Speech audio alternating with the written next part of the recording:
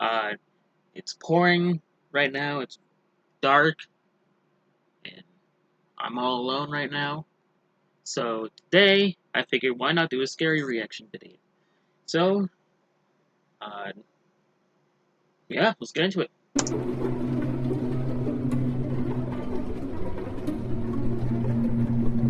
I was house sitting for my grandma one weekend while she went to Florida with some of her church friends.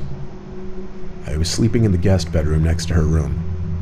The guest bedroom always had 2 twin beds inside of it that my brother and I would sleep in when we had sleepovers at her house. I took the bed next to the window, but before getting into bed, I checked all the doors making sure they were locked. When I did get into bed, it was early, and I didn't actually go to sleep for a while. There wasn't much to do at my grandma's house. I was just on my phone for an hour or two, watching videos, texting people, whatever. That's when I thought I could start hearing someone's voice outside. It sounded like a woman's voice, saying hello. I left the bedroom and inched my way closer to the front door, moving slow because I was trying to listen. You didn't grab a weapon with you? I'm just gonna walk to the door. Oh, I'm hearing voices, and bam, you're dead. I don't know. It's how most of horror movies happen. Hello? No. It was a woman's voice, just going hello like every 10 seconds. Grandma? You back so As soon? I got closer to the front door, I realized that's where it seemed to be coming from. My grandma's door doesn't have a peephole, but the windows in her dining room gave a clear view of the front porch, so I went over to that window to attempt to get a view of who was out there. I tried peeking my head in between the plastic blinds without making it obvious, but I guess I didn't do a good job of that, because when I looked, I did see a woman on my grandma's stoop, and she was looking right at me, as if she knew. What do you say, Grandma's stoop? Did he mean to say Grandma's step? The porch? Or the walkway? Stoop. Is that another thing for step? Knew I was going to be looking through those blinds. Once again, she said hello, with some freakish smile on her face. No. This woman was older, but don't picture her as some innocent-looking, small old lady. She looked like she was maybe late 50s, early 60s, No. and something about her face just skeeved me out. I moved away from the window and thought maybe it was one of my grandma's friends. Oh, what? It was midnight, though. Why would anyone come to the door this late? And why wouldn't she knock or ring the bell? Why was she just standing out there going hello over and over? I was genuinely unsettled. I just went back to the guest bedroom and shut the door. Now with the door shut as opposed to... You didn't make sure the door was locked? Huh? You didn't bring a weapon with you just in case she broke in somehow? Man, this makes me uneasy. It's raining out, it's dark out. It's like 2 o'clock in the afternoon. And by myself. I got a few weapons, but I'm not going to show them. But yeah, no. Before, I couldn't hear that woman anymore. Maybe it was that, or she just decided to leave. I started texting everyone about it, my sisters, my friends, telling them how bizarre it was. But a good amount of time passed in silence, and I was starting to calm down. My sisters were telling me to call Grandma, but there was a 0% chance she was awake, and she barely ever even checked her cell phone anyway. Just like that, something broke the silence. A banging at the window. I told you! Not a knocking or tapping, banging. I felt that fierce pain in my chest area as my body entered that fight or flight mode. Shortly after the banging stopped, I heard that familiar voice say hello. With that boost of adrenaline, I guess I had the extra confidence to grab the blind and push it up. No. There I was, face to face with this horrifying older lady, with only a thin layer of glass between us. No. I screamed at her smiling, gross face, "I'm calling the cops." I pulled the blind back down and ran back outside to the living room. I looked around the house, then ran upstairs to box myself into the upstairs guest bedroom. I didn't want to actually call the cops. I don't know why. I wanted to just wait it out. I crawled into the bed in the upstairs guest bedroom and tucked myself under the covers. A couple hours later, I was still awake, and I finally only then went back downstairs to look outside each window. That freaky old lady seemed to be gone. The No. next morning, I called my grandma and told her what happened. She started yelling into the phone, clearly panicking and distressed. She told me how a few days earlier, she was being watched in the grocery store by some woman about 10 years younger than her, who just kept smiling at her for no reason. Hi! I told her to calm down. I didn't entirely know whether to correlate the two or not, but when we eventually got off the phone with each other, I did have to give it a second thought. My grandma is 75, and she has lost a bit of her wits, so I do have to take some of the things she says with a grain of salt. Just making it But the more way she spooky. yelled into the phone about the woman in the store really gave me the chills. And I still wonder if it could have been the same person. Bruh, my great-great-grandmother is 93.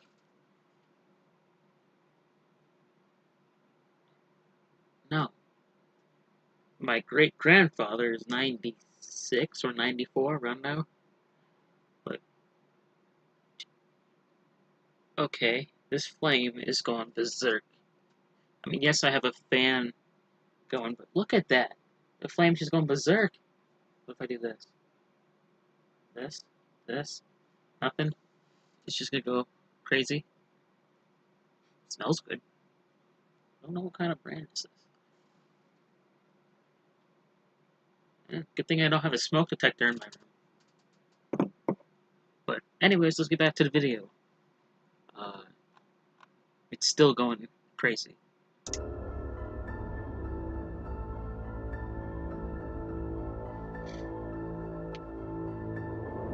My name is Nicholas. I'm currently a freshman at Syracuse. Oh, come on. I have a brother named Nick. Well, he's my stepbrother. That flame keeps getting bigger and bigger by the second. But anyways, yeah, I have a stepbrother who moved out. Random thing. But, a freshman? No. He's a 22 or 23-year-old kid now. Scared of that flame, I might put it out. University, which doesn't exactly sit in the safest area. I just went through a breakup with my first girlfriend, so I started getting back into the online dating scene. I was using the app Hinge when I found some blonde girl named Stephanie who I really connected with. She also went to Syracuse. We both liked to read, go to the movies, we even had the same sense of humor. I suggested we go on a movie date, and she said she'd love to. She told me to meet her at some specific point near campus and she'd pick those me up. sound effects. So, around 9 o'clock, I waited on some corner of a normal neighborhood block. Those freaking banging sounds sounding like gunshots, and people do shoot off guns in my area, so I thought that was why, but I forgot. That candle is going crazy.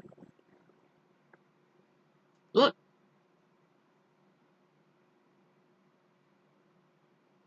See it? Huh? I mean, it's just freaking... I don't think I've ever seen a candle go this high up.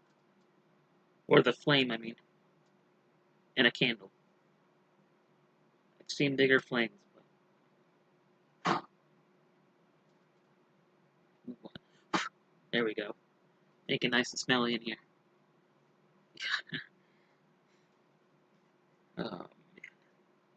I know. I'm distracting myself. Let's keep going. Waiting for Stephanie. She asked me to share my location with her, and so I did. Why? A few minutes later, I saw a car turn down the street and start approaching me. Can you all see that?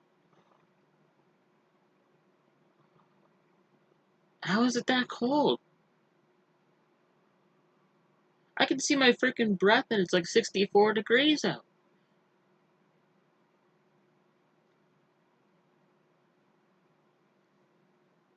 I'm getting chills in my arm. No. I mean, my fan's on, but the window's not like wide open. It's just like a crack. But my arm hair is starting to go up. I can see my breath.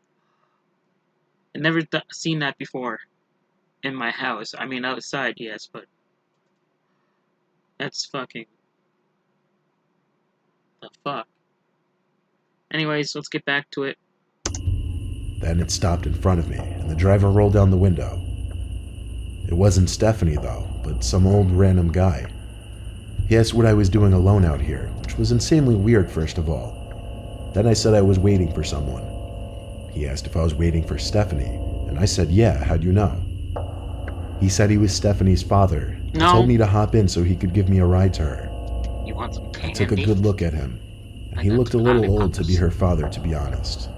I'm no idiot when it comes to sketchy situations, so I said in a firm voice, why didn't you tell me you'd be picking me up? What? He claimed he didn't trust a random guy meeting up with his daughter, and wanted to meet me first. I took another good look at the man and didn't say anything. I simply started walking away in the opposite direction from where his car was facing. He started yelling, hey, hey, sounding surprised that I was just walking away like that. But I've heard way too many kidnapping stories to know where this could potentially go. I heard the guy's car moving, and I turned to make sure he wasn't doing a U-turn to follow me. You didn't bring a weapon with you? You're walking by yourself? I'm so glad I have a car. I mean, not to do that kind of creepy shit, but Jesus.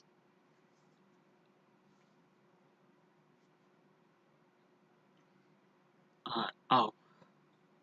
I just saw some letters pop up on my TV and it just said, we'll be shutting down soon. But other than that, yeah.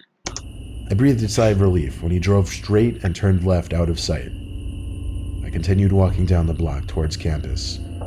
I got to the corner of the block and was just about to make a turn when I noticed what I was pretty sure to be the same car the man was driving, just parked on the side of the road with the light shut off. I briefly tried looking into the window as I passed, but the glass was tinted. I tried not making it obvious that I was suspicious and continued walking. I got a text from this so-called Stephanie person saying, why didn't you get in the car with my dad? I ignored the text and continued walking. I kept looking back to see if the car would move. When I got to an intersection in the road, I turned right and then full-on booked it in the direction of campus. Surprisingly, I wasn't followed.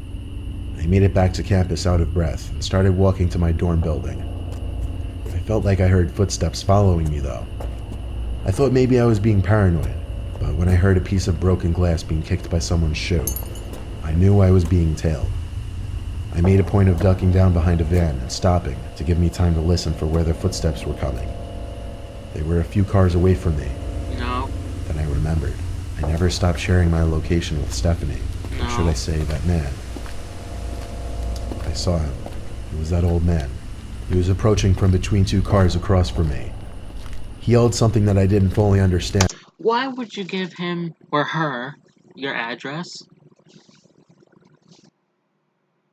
Why? No? Oh, this is making me uneasy. We can do this. We got one more story left. Come on. But it sounded like he said, come back and I'll take you to her. He had to be like 60-something. There's no way he would catch me if I sprinted. I lost him easily when I ran and made it back to my dorm room. My roommate wasn't there, so I had no one to talk to about it. But when I lay in my bed, I got another text from that man, and it was shocking. It said, you're a little piece of fucking shit. You're lucky you got away. I would have strangled your ugly ass. I still have the screenshot. I replied saying thanks for the threat, it's going straight to the police, and I blocked his number.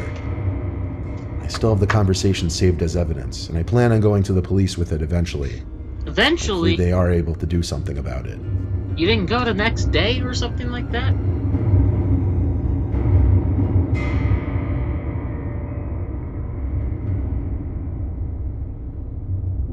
When I was 18, I had a side job as a part-time janitor at my high school over the summer. I would work sometimes days and sometimes nights, anywhere from 9 a.m. to 12 a.m., depending on how much money I needed. Oftentimes, I would be left to lock up the building when the older janitors have left. No. This was a time before the high school had cameras installed in every single hallway. So one night, one of my superiors, Tom, had to leave early, meaning I'd be finishing up the rest of my shift alone, and I'd be locking up for the night. He told me text him if I need anything, as he always did, and then he left. I loved it when I was left alone because usually I'd just do half an hour of work and then just hang around on my phone or leave early and still get paid for the whole shift. Lazy. I definitely pushed it with the things I'd get away with at that place. One of the things Tom asked me to do before leaving was bring all the extra seats in the gymnasium from the assembly down to the basement storage room. No. So I figured I'd do that, then just go home.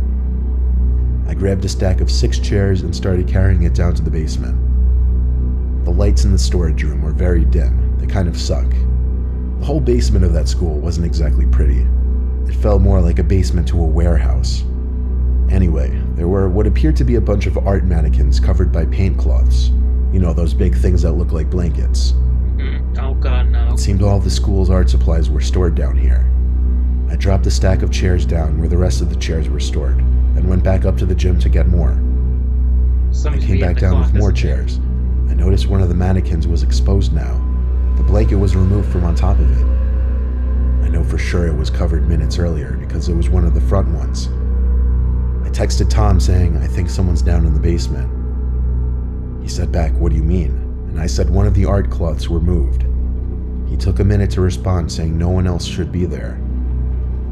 Then I noticed something.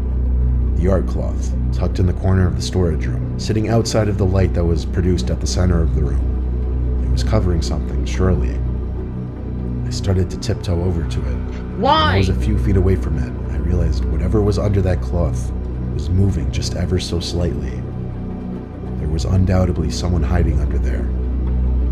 I ran back upstairs and locked the basement door. I texted Tom saying someone is hiding under a cloth in the basement. He said call the cops, but I insisted he just come back since he only just left like 10 minutes ago. He didn't want to come back though. He told me to be a man and confront whoever was down there. So, He told him to text him if he needed help with anything. Well, I get the part of growing up, you gotta fucking, you know, grow a pair and face your fears. Nah, I would have locked it and ran.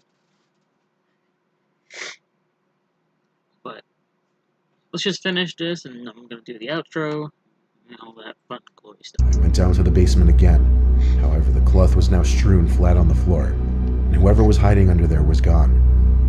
But possibly the scariest thing was yet to happen. As I stood in the storage room, there were loud metallic thumps coming from above my head. No, I looked up and saw an indent slowly forming in the large air vent above me. you didn't video it? Someone was crawling through the main vent, then just stopped literally above me. And then, bangs. Bangs like whoever was in there was trying to break open the floor of the air vent. I didn't know what was happening, but I was officially done with this. I ran up the stairs, locked up the school, and went home. I told Tom the partial truth the next day, that I thought I saw someone in the corner and it was gone when I went back. Then I claimed there was nothing else I could say. Thank God it was my last week there, so it wasn't my concern anymore. Well, that's gonna be it for this video, you guys. I will put the link. I will put it down in the description this time. I know I've been forgetting, but leave a like, comment, and there goes my breath. But other than that, I hope you guys have an excellent day. Have a great weekend. I will not be uploading this weekend because I'm going to be very busy. I'm going to be doing some yard sailing and other things. Maybe work on my car a little bit. But other than that, like I said, leave a like, share, comment. Please subscribe. Thanks to the 2 people who subscribed to my channel. Thank you very much. And I will see you all Monday.